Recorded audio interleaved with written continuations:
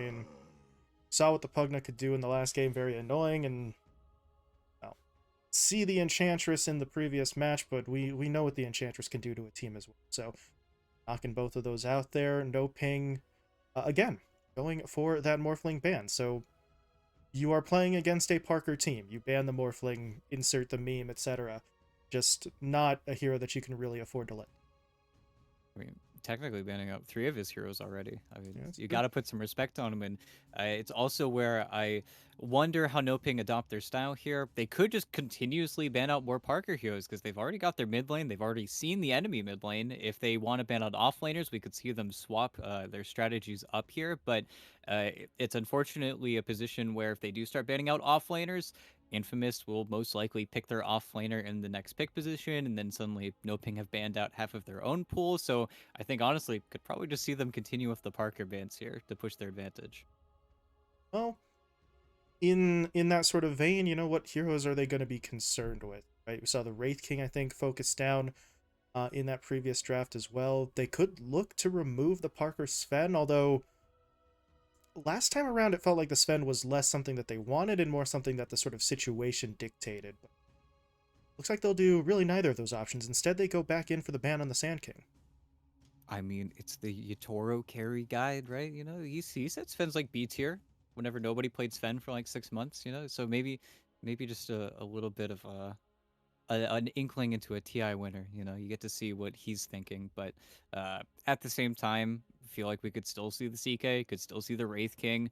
A hero that is very good, but we haven't seen all too much of is the Monkey King. In that same vein, just keep the kings coming, where it still wins his lane 9 times out of 10. In certain lanes, just wins the game for you because he can rotate around that much earlier. And speaking of SA teams, I know Lumiere is nowhere in sight, but that's that other part of the SA carry style where they show up to every fight. They get Echo Saber, they're suddenly in your mid lane, just jumping on your mid laner, getting that early aggression out. It's the style that they play when they get their Ursas in their hands as well, that I could definitely see both these teams switching up the pace on each other.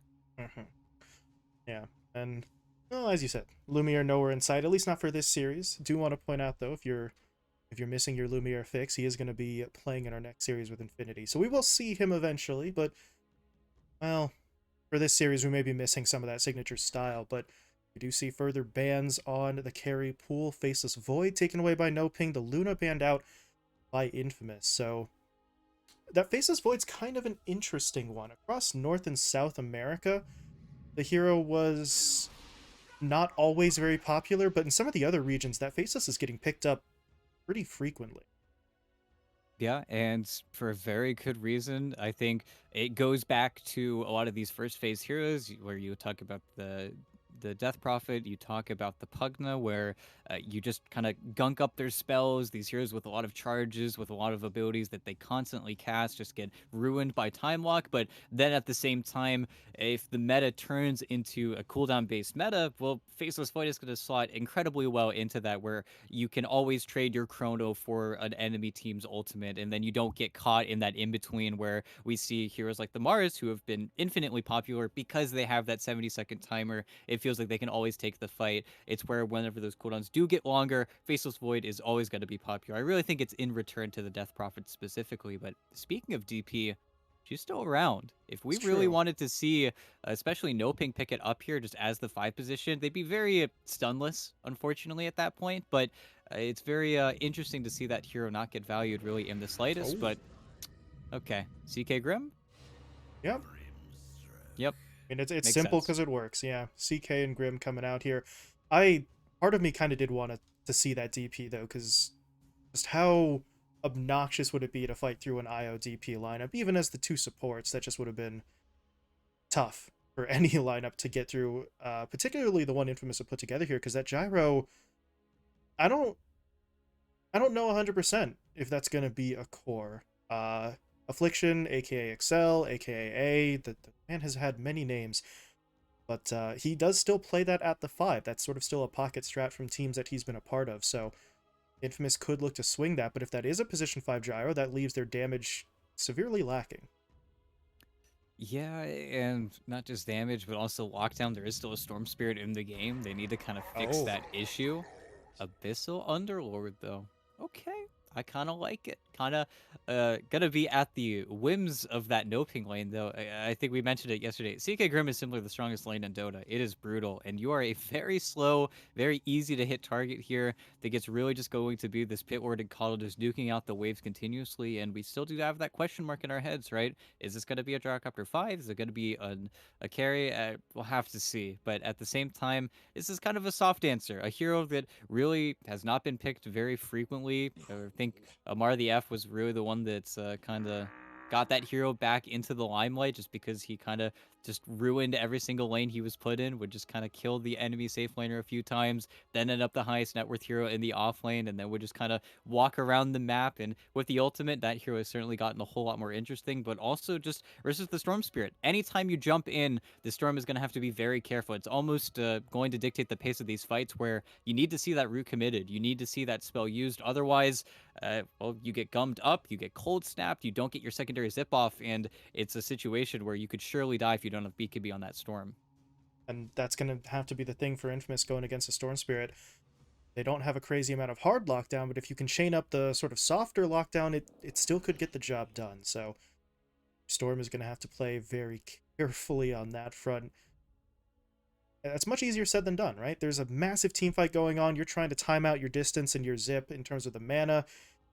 Maybe you lose track. Maybe you thought it was thrown down and it wasn't. Anything could really happen there. We've seen plenty of Storm Spirit players in the past uh, lose that little bit of focus that gets them caught out. So Infamous, I mean, they have a plan, but honestly, it would be nice with whatever this final pick is if they get a little bit more in the way of lockdown and damage. Oh, well, they're going to need even more now, because that's a TB on the no-ping side. Yeah, and I was thinking about the pick order. Like, let's say NoPing did want to go for the Monkey King, the lane versus the Underlord, which is, I think, where Infamous and banding up with the Razor and the Ursa very appropriately taking out these just lane dominating heroes, because NoPing can surely move the CK to the 3 again, like Infamous had before, and then just to have that lane run somewhere else to put pressure on the Gyrocopter. Now, is Gyro really going to want a lane versus CK Grimstroke? That's going to be the question I think that Infamous have to answer here. But in alley-ooping over that Monkey King pick that they could have gone for versus the Underlord, this TB is the exact hero I was picturing. I was picturing NoPing going for the Monkey King, Infamous taking the TB, and then they're kind of happy with their draft. But again, in going over that order, now NoPing have, I think, exactly the type of hero that Infamous would have taken for themselves. And, well, all the greatest answers versus Terrorblade are kind of thrown by the wayside here. They would have loved to pick Morphling in this situation, but again, you're not going to give him that hero. So this is honestly a very nice position to be in. I'm really struggling to kind of figure out a hero here for Parker that he's going to not only want to lane into the CK Grim with a Gyrocopter at the 5, but also versus a Terrorblade. This is just kind of a rough spot to be put into by your opponents. Yeah, not a lot of options remaining for them, and especially considering they sort of banned out some of those carriers as well. Ursa, Razor, Luna, their last three, so they have sort of shrunk their own pool here. Part of the reason why I assume they are really using up what remains of their reserve time, because you do not have a clear-cut answer here. Whatever you pick is going to have some sort of pretty glaring weakness, so, well, I feel like you kind of are in a lose-lose situation here. It's just which disadvantage are you more okay with having to overcome?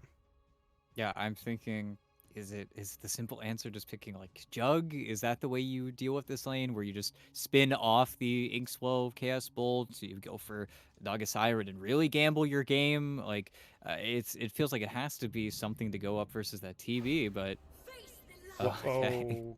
Okay. Everything is swapped over. Is that going to be, yeah, All Parker? right. It's going to be a Dawnbreaker at the 5, which is something that A certainly loves. He loves these melee heroes that he's able to kind of throw around in his hands. But at the same time, I'm really scared for this Gyrocopter to this DP. This needs to be a massive Gyrocopter. Otherwise, things are really not going to happen. And we'll have to see how NoPing decide to lane this one up. But they've got another game where if RDO simply farms, I feel like they're going to be in a very good spot.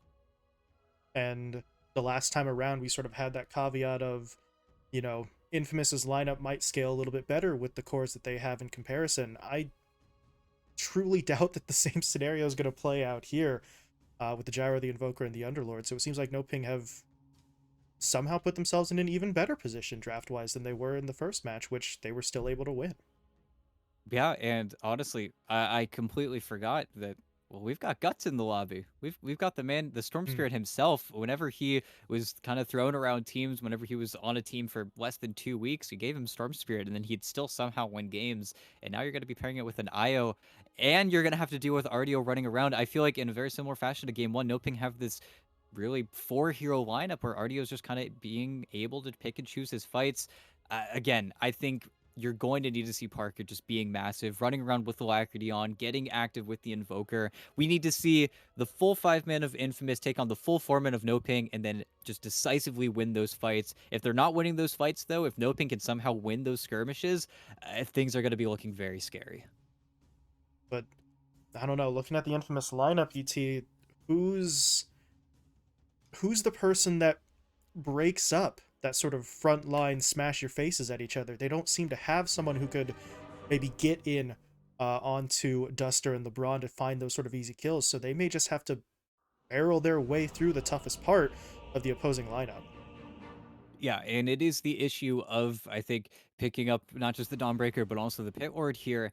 It begins and ends with what I hazard to say, Alone's Tornado. If he hits that spell, that's what leads into the pit. That's what leads into the knockback from the spirit form. It's the beginning of the team fight, is what Alone's able to do with this Invoker here. I really think the back is kind of broken here on his game. We need to see something big from Alone, and he certainly can put out here, but it is a lot of pressure to be on because you're not going to see his teammates really able to pick up the slack if he does start to fall behind here. Their lanes are great. I think their lanes are strong, but it really is that mid game that I'm very concerned with. Oh, Yeah, huge smoke on smoke. oh, nice ward. Okay, that will give them a little bit of early warning, but be enough. I don't think they realize it's all five, and by the time they realize it might be too late, or maybe not. They don't fully commit. Now they're going to go in. There's Duster all by himself, has to tether away. Does manage to do so, so he'll be just fine, but that is a fantastic response for Infamous, because if they don't throw that ward down, I think they get taken completely by surprise, and you potentially lose. I assume it was Gyrocopter who was. Yeah, he's the one who definitely ate the chaos bolt there, but just not having that reach, it's a little bit of a hard kill. I think LeBron also very reactively skilling up the Stroke of Fate just because it simply is a better skill when you are having this many heroes to kind of nuke down. But at the same time, nobody has the best control in this game. Everybody is very lackluster in that regard. But hey, they split it. They don't get their small camp blocked out. The D wards happen from Infamous. They get to keep their ward actually over on the bottom area here, taking away from their mid lane. But I'm sure Alone's not going to be too bothered. But hey, we've got the lanes underway. See LeBron gonna make his way down bot here, so it will be that sort of TB Grimstroke setup, which honestly is not quite what I was expecting. I thought that they were going to send Duster down here to lane up with the Terrorblade and get that Grimstroke CK lane for themselves, but it's not going to be the case. I suppose LeBron can still be annoying in this lane, but your Terrorblade obviously doesn't have the same level of sort of movement and aggression compared to the Chaos Knight on the other side. Yeah, unfortunately, LeBron took a pretty bad trade. He's just kind Oh of boy. getting walked back to the tower, and He oh, might Michael's die. going to go for it. He's got a 7 stick and a Fairy Fire, so it's an unlikely kill, but still, that's kind of rough, and they're kind of getting to do exactly what they want here. Oscar and Michael are just going to nuke in the wave, block the small camp, and then pull the large, and then unfortunately, LeBron isn't really going to have a say in the matter, and sure, RDO is going to get farmed, but whenever those pulls in the large camp do get off, well, there's not much he can actually do. And whenever the wave is this far up, again, LeBron doesn't really have a say in the matter at this point. This is not your kill lane. This is not your Grimstroke really able to accelerate himself in every Illuminate. I mean, look at LeBron. He's going to have to use the salve on himself most likely, and that's a lot of pressure now that could be put on your TB. Just taking away some of that early healing as best as they can. So RDO's not going to be feeling the pain just yet, but as you said, the sort of knock-on effect of lacking some of that early regen could come into play later. Meanwhile, taking a look at the middle lane, Guts, he got pushed back a little bit there early, burned through his own regen though in his bottle charges, and now he is right back in onto Alone's face here. So this is, as you said earlier, excuse me, what we see from Guts in the middle lane pretty frequently, especially on this Storm. He just sort of gets really right up onto his opponents, doesn't really give them a lot of room to breathe. He's an absolute bully. We'll see what he's actually able to do. It feels like is the kind of the match at this point is you get 3 null talismans, you get your level 6, and then you finally look for your first few fights. But it's where it also is a question of whether or not his side lanes can set him up here. And I think with the CK at the very least, that's probably going to be your easy lane to gank. It's where A needs to be very careful. I think once the Storm does have the movement, once he is able to get out onto the map, because A, he likes to be up in your face. He likes to be bullying you, and he certainly is bullying Duster in this top lane, but at the same time, it's where that Storm Spirit could get a lot of free gold if he's not careful. Well, about 3 minutes in here, just some poking and prodding. No early kills like we saw in the previous game, and, well, I don't know. With the change-up that we sort of mentioned earlier on with the Grimstroke being bot instead of top, I'm not really sure that NoPing have much incentive to try and be aggressive right now. They're just going to prioritize farm. They've got, obviously, a TB on one side of the map and a Chaos Knight on the other who could both very much benefit from just having these lanes be kind of slow and static.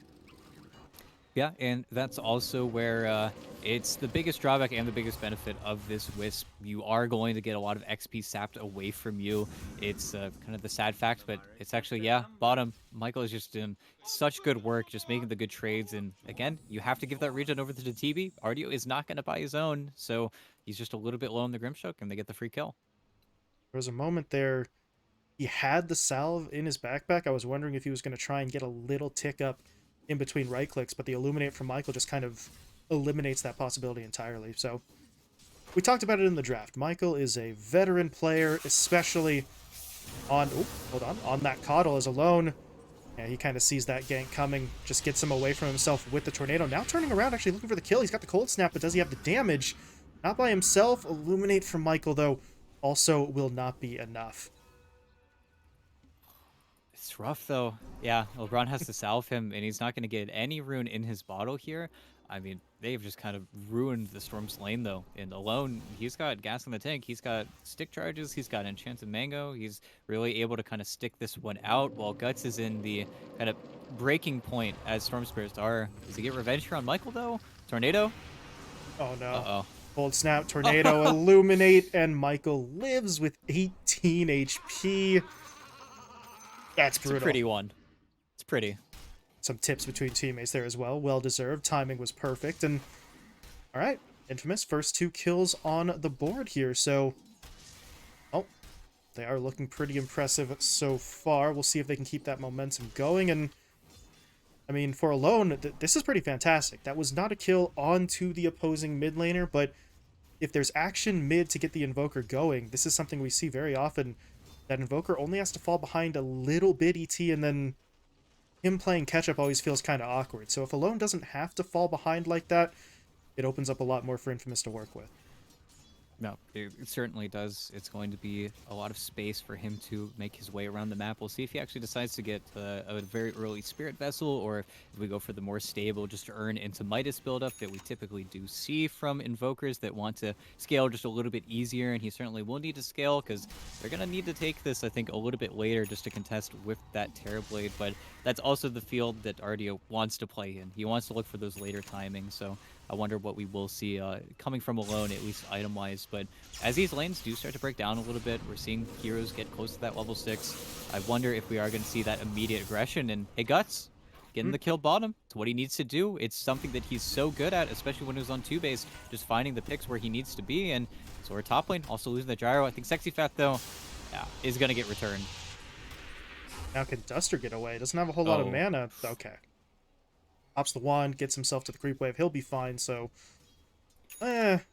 You're still definitely okay with that. Losing the CK kind of sucks, but you got your Storm Spirit to kill. You found a pick off onto Parker, so... Overall, NoPing, solid response. You give up the first 2 kills of the game.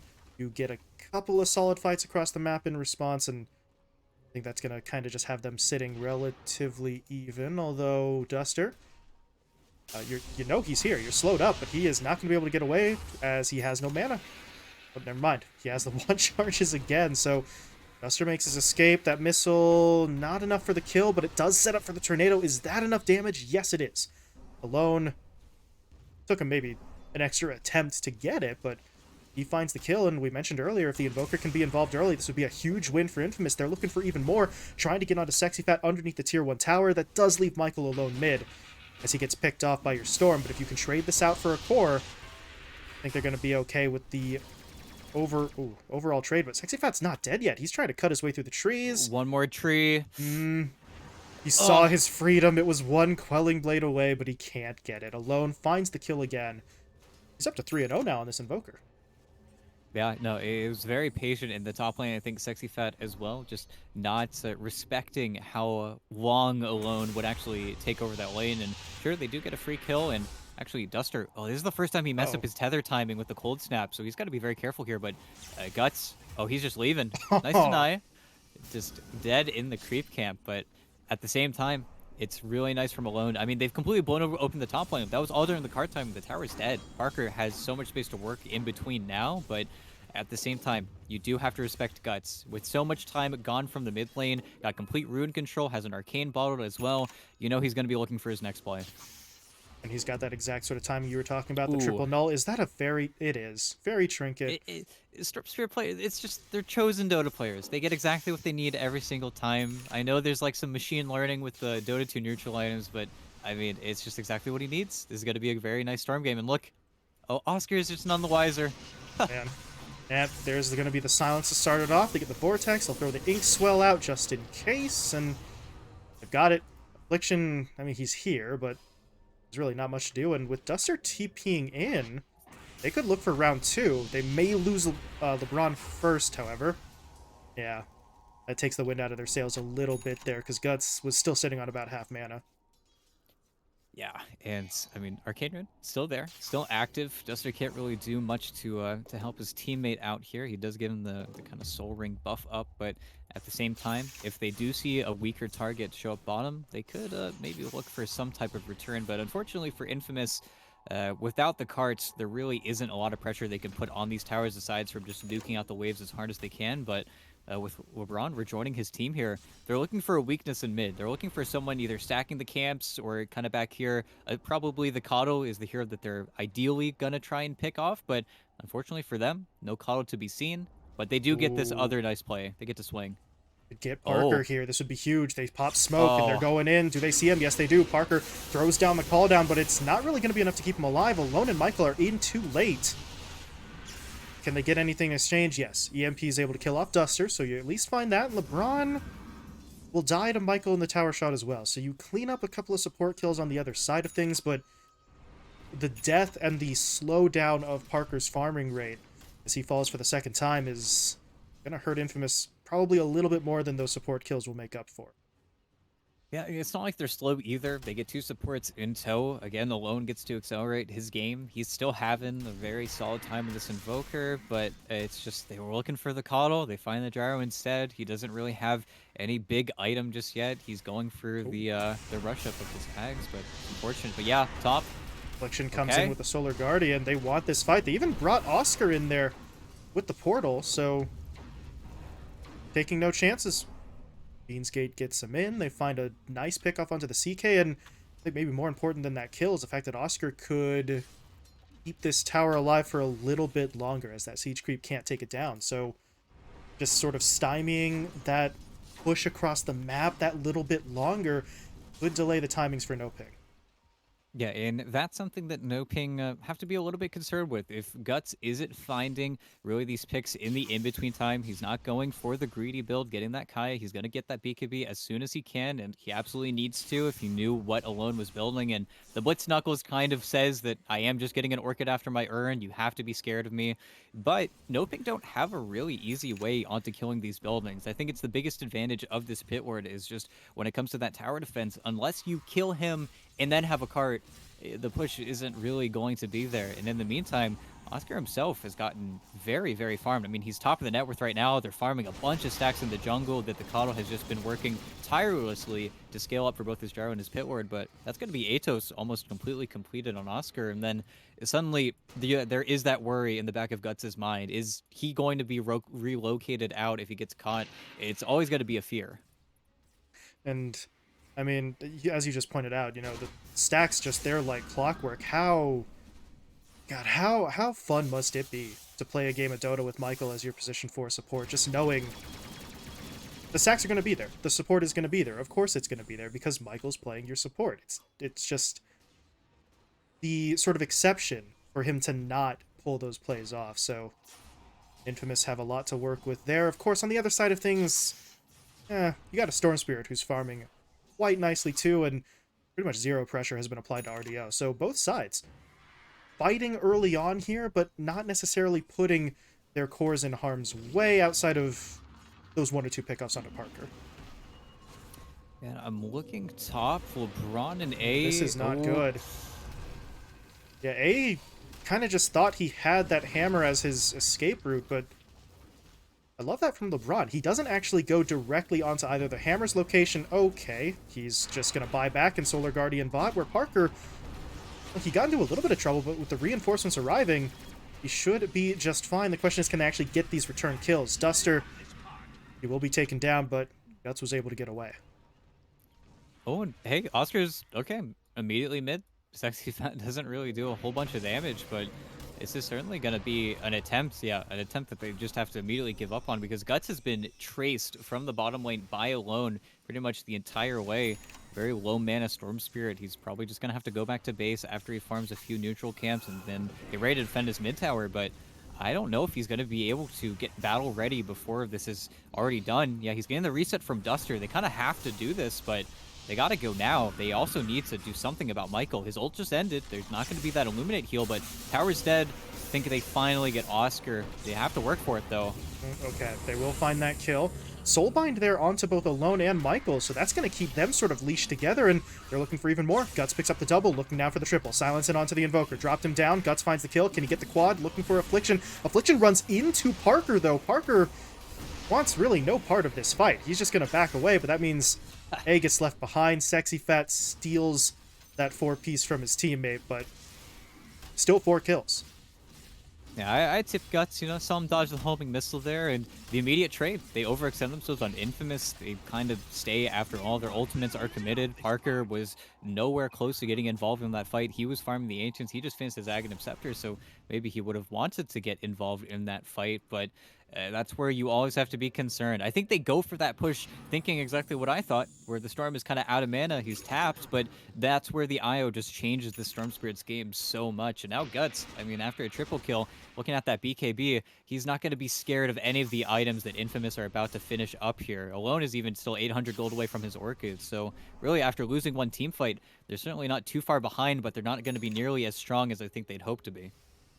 It just ruins the timing because, as you said, you had just picked up an Aghanim Scepter on your Gyrocopter. So he's got a little bit more to work with, but at the time when he's thinking, maybe I can show up to a fight, the rest of his teammates are like, yeah, we're not really ready on our end. So, well, the good news for Parker is that the Aghanim Scepter still means he can just sit back and farm. That's always going to be a benefit, but while he's farming on the other side, there's that BKB for Guts. You got your Echo Saber up on your Chaos Knight, and RDO has just been kind of playing PvE to this point, but he's looking pretty impressive as well. So the build up on their cores is maybe not outpacing the Gyro directly, but as a team, they're at the advantage as they catch Michael in the middle lane, and Gus is just going to pick up another. Yeah, I'm feeling the pressure. I'm feeling very scared of the Storm Spirit. And of course with BKB, all he has to really bind him here is his mana pull, is the amount of plays that he actually wants to make in between these fights. But it's where the Storm Spirit here, it is one of the best in the patch for a very good reason. These Null Talismans, they just kind of start to carry you to a certain point. It's also where Infamous, their timing's about to be hit here. The Orchid's about to be finished on Alone. It's where they can, again, look for that backline. They can look for that ideal fight where they pick off the supports. But it's also where, unfortunately for them, they don't have a Mars. They don't have a CK. They don't have a Sand King. They have a Pit Lord who needs to run at their opponents to get everything set up. Again, it brings that attention to the Invoker where this Tornado is everything. It's how the fight begins. It's how they get the team fight that they need to kind of get themselves back in this game. Also, watching A just kind of be a madman behind the towers here, but without that team fight ever starting, I really don't think they're going to be comfortable going for this fight. I think the only timing they'd really be comfortable stretching for is maybe Parker's BKB, but in the meantime, Guts is going to get another solo kill, it feels like, onto Michael. What a dodge. Ooh, the intuition. They get the kill on to Michael. Meanwhile, RDO rotate the top to help Sexy Fat take down Affliction. So they get both of the supports. Oscar, yeah, you don't want to be here. Oh, And he's not going to get away. That's unfortunate. The gate is not going to pull him back to safety. That's just felt like a little bit of a mental mistake there, ET. He gets in way too late to save anybody. That's a 1v3 when you're on the other side of the Fiend's Gate, and he just gets picked off, and now well, this might just be Roche for free. yeah. NoPing are just playing really clean. Yeah, I feel like they know exactly how they kind of win and lose this game here, and Infamous, they're the team with the annoying heroes. They're the ones who put everything into the pit with the Illuminate spam, with the Firestorm, and a 17-minute Aegis to give up to the Storm Spirit that we continuously say is really the driver for NoPing. I mean, everything is just kind of coming up them right now. Not to mention that, okay, this BKB is going to be almost finished up on Parker. Once he gets that BKB, Lardio's got a BKB of his own. He's ready to fight this gyrocopter. He's not going to be scared. And I think the biggest concern right now for Infamous is if Ardio gets a little bit more time. We always talk about the Scotty, and that's what he's got queued up. And once you get that Scotty, it's the end times. As we always talk about these ranged heroes, it's just way too big of an advantage to play versus where these fights need to get dragged out even longer and longer. I'm just worried, aside from defending their towers, I'm really looking for Infamous to make that play. It's just so hard for them to find the opportunity. Yeah, it's just who is... I mean, who's the initiator for them right now? You said coming to the game, it might just have to be Alone with a nice tornado play, but Alone has not really been looking for it just yet. The Orchid now completed, maybe that changes. Maybe he looks for a little bit more in the way of aggressive opportunities, but you've got 5 heroes who kind of just have to rely on one guy to make the play for them, and, well, is this an actual group up for a smoke? A's got 3 of them. It's so ugly. Parker's going to get his BKB delivered just now. They would have liked to smoke another 30 seconds previously, and maybe they find Sexy Fat in the meantime, but it's a little bit... Again, the awareness is there. Now the spirits are going to fly through. They have vision. Get the silence onto the Underlord, trying to take him down first. Affliction coming in with that Solar Guardian. Is it going to be enough? No, Oscar still falls. And now he actually gets soulbound to his teammates, so they are not in a great spot, but Parker is still doing a fair bit of damage. The problem is his teammates can't stay alive long enough to really help him, as he's going to get pulled back in by the Vortex. Guts looking for the kill, still has the Aegis to work with, so even if they take him down once, they're going to have to deal with him again, but... Well, Infamous have actually kind of held the line here. Oscar had to buy back, but they get through Sexy Nice. Fat, and look at that silence! Perfect from Alone. The timing is absolutely perfect, and well, okay. First part of the fight looked kind of terrible, but buyback or 2 helps pull it back, and the timely silence really turns it around. Yeah, you could hear Alone's keyboard from this side of the arena. Honestly, that was the hardest I've ever heard someone press Orchid, but it works. It hits him. He doesn't get any really space to zip out, and that's where if they take the fight after the fact, it is really difficult for NoPing to take those long, extended engagements here.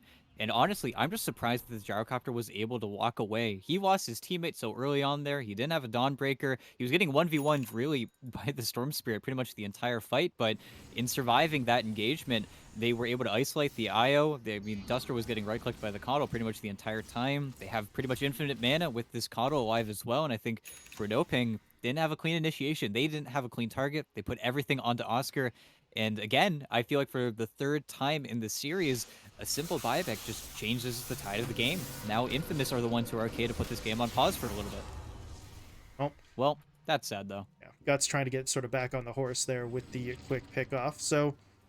your Storm is still sort of making waves here, 9-1-5, but you need to sort of keep that pressure on, right? As you said, Infamous may be okay sort of putting the game on pause, slowing things down a little bit, and that's kind of a weird statement to make, all things considered, because there's a Terrorblade on the other side. That's normally not a scenario where a team says, hey, we're okay with waiting for a little bit, going up against a TB, but, well, I don't know, Infamous's lineup kind of dictates that that's the way that they have to play right now, so it shall see how much time they can buy. Parker, meanwhile, what's he looking towards? Trying to get the Satanic as that next sort of major pickup, so I think he realized after that last fight, if the Storm Spirit can sort of hold his own against me in a 1v1, I need to be a little bit stronger. So, Satanic, 9 times out of 10, should sort of help him out on that front.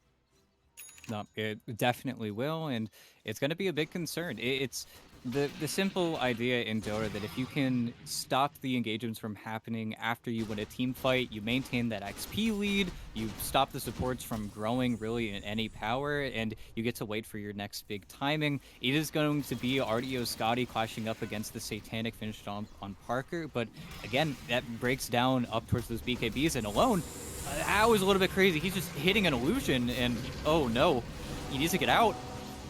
Not going to be able to make it. Alone gets taken down. Michael falls as well. RDO picked up both of those kills, so that's his second ulti orb right there, and I don't know. I'm not sure which one's worse. If Alone thought that that was the real sexy fat and went in on it, or if he acknowledged it was an illusion but still sat there and hit at it anyway, because you have to assume if the CK illusion's there, the real CK's got to be somewhere nearby. Yeah, I think just like two or three fundamentals broken there. He's hitting an illusion on the low ground. They don't have the high ground vision. The CK was on the high ground. It was just the perfect punish. And again, you're playing versus an IO. So anytime that relocate is up, a CK alone in a side lane, of course he wasn't alone. He had LeBron to top off that damage, but you're never alone in this game. And that's where a 4-second stun could just simply mean your death. And until he gets that BKB, I mean, Alone is certainly going to be the target that they want to kill at the beginning of these fights. Oscar isn't really the target anymore with his BKB finished up, but I mean, look at them. They're getting run at every single lane. They TP mid, so now they can't help Michael bottom. Infamous are kind of getting worked around the map right now. They've got the Fiend's Gate, but they really just need to establish some control anywhere.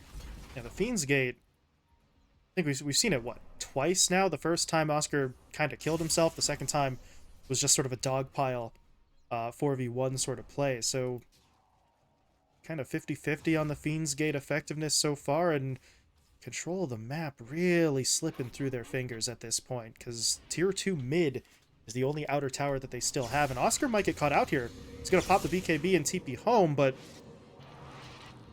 that's a BKB charged used, and he didn't even actually contest the rune because Guts was able to bottle it up. Yeah, and as we always talk about, and oh my god, the zip. Alone, he wants it, and I think he's got it with the Scotty. He's just dead. He's not going to get healed at all. He gets nothing. No Force Staff, no BKB. And again, with the Storm Spirit, you have map control, you get the river, you get the runes, it's an arcane rune, and it's everything. Jeez, he's all the way into the base now too. Oscar is the one getting hit up. Can he survive this? No. Pulled back in by the Reality Rift. There's going to be the Chaos Bolt. Illuminate flies in way too late to matter. And there's your high ground. That's 2 cores dead. There is 1 buyback on the Invoker, but with the death timer at 20, it's not a buyback he wants to use. They'll pop the glyph instead, but that's only going to delay this. It can't actually stop it, and well, NoPing have just broken this game open. Duster, well, unfortunate, loses his courier there, but they don't need it. They can keep going. Full bottom lane of Rax taken, and now they can just walk away if they want. Yeah, no, it's completely free, and you look over at Parker, and I think you're sweating a little bit in your chair. You just finished your Satanic, a Satanic that was going to conflict up against that Terrorblade, but now RDO, he's looking at a Daedalus on top of everything else, and then suddenly, even if you Satanic, you're playing versus the Scotty debuff, you're playing versus a meta TB who is just going to shred through you. Think Infamous, they need to get this BKB on the loan to get some sort of confidence in your Invoker, but then they need to take that long fight again. They need to get Guts post BKB. They need to really stop the initiation from NoPing, back up, reset. They need some way to survive. I don't know if it's a Lotus Orb, I don't know if it's just a BKB and another buyback coming out from them, but they need to somehow create a situation where their opponents get caught off guard again, because without that, they really are kind of losing everything at this point. And RDO, I mean, this Daedalus, it's going to be crushing. There's no one who can stand versus him once he gets that. There's too much damage with the Scotty on top of it. It's the nightmare scenario. And unfortunately, it comes back to, what did we say 20 minutes ago, right? For Alone. It's not fun to watch or play an Invoker when he has to play from behind. His net worth is in the basement right now, so he's fallen into that trap, and Parker, you cannot get caught. He tries to go in first, but they're going to stun him up, pull him in with the Vortex, Afflictions, Solar Guardian. It's useful, but it's just not enough. Parker survives, but they lose 2. It's going to be 3 now as Affliction gets caught out himself, and with the Shower Copter by himself, he tries to fight, but RDO swaps with that Sunder, and yeah, this is just a slaughter. All 5 heroes will go down. Alone, I don't know about that buyback, bud. I wouldn't be surprised if we just saw the GG after that. That was just the Ags timing on Guts. Guts got an Ags. He got a 3-man zip after the fact. RDO during that entire time was just melee form, hitting a gyrocopter with the Scotty. Wasn't able to heal really very much. I don't think he even got to pop the Satanic. He just got pulled again. And now RDO is getting full healed by Duster. No glyph. There's going to be at least another Rax. Roche is going to respawn in a minute here. If they really want to be safe, they could back up here, but I think NoPing are really feeling themselves right now. I feel like they could just look for the GG. They've got a Daedalus. They have TB meta. They're going to have BKB on Storm in 15. The opening where the Storm Spirit is weak is closing. I just don't think there's enough time. And Infamous, at this point, I think they could wait this out and get one last fight with everybody up, but by the time the Gyrocopter's alive, I mean, They're this is going to be Megas, yeah. So, well, okay, they don't even get to dictate when that fight happens. Guts goes in, pulls in 2 with the Vortex alone, dropping low, just bought back. Duh, boy. Not a whole lot to contribute there. He goes down, Affliction falls as well. Still no call, though, from Infamous, but they are starting to run out of time, space, and just straight up manpower here, because the Megas have been picked up. Does Parker have the miracle of miracles right now? Because the Gyrocopter at this point feels like the only one ET that can have any impact on this game anymore. I mean, unless Parker's got 2 Divines queued up, I don't know. It's that type of gyro game, I think, at this point, where the desperation is certainly felt. But, you know, it's that type of game. Yeah, Okay. good. I respect it. You know, maybe talking about the game a little bit at the end there. They know that Roche is going to be taken by their opponents. They know they can't hold another meta. It's a anticlimactic end, you know. But I think really, NoPing, they just played so well. They played out of their minds here, especially Guts. But hey, that's what happens. You give him his hero. You really try to shut him down early on with your Quaswex Invoker, and I think very early on, Alone was certainly contesting him with the assistance of Michael. But you get to this tipping point where the hero kind of carries the player, and Guts also is just one of the best Storm Spirits, I want to say, in the region. He really just makes it look good in every situation. Pair it with an IO, it's just a lot to deal with. And I think that's where, unfortunately, in their second phase of picks, Infamous, they don't pick up enough lockdown. Never felt like that pick lord was really the biggest answer to the Storm Spirit. And in being so low lockdown, especially with the gyro, it just could never work. Take a look real quick here. Swing it over to the graphs at the end. Kind of the same story that we saw in Game 1, just on a significantly accelerated time frame, about 20 minutes earlier. But this is one I mentioned after Game 1. If you're Infamous, a lot of things still went right for you. You could sort of hold your head up high and move into the second game. Not so much on this one. I mean, they just got kind of completely blown by in this game, right? I mean, they're competing for a while, 20 minutes or so, where things remain even, and then it's just too much for them to handle.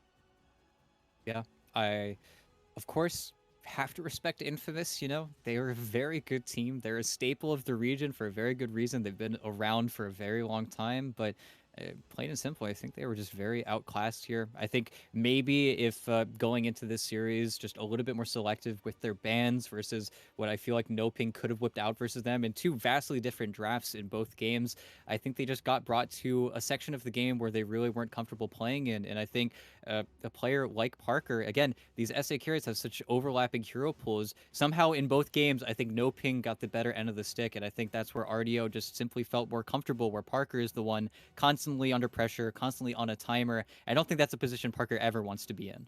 Yeah, that's not really his game, sort of having that tempo forced upon him and sort of speeding the game up. So he did the best with what he had. I mean, the final stat line 338 on that gyrocopter, it's not disastrous, but it feels like those deaths on the gyro came at the perfect time to just sort of stagger that momentum in terms of his item progression, because by the time he gets an item that he wants, NoPing had exactly what they needed to.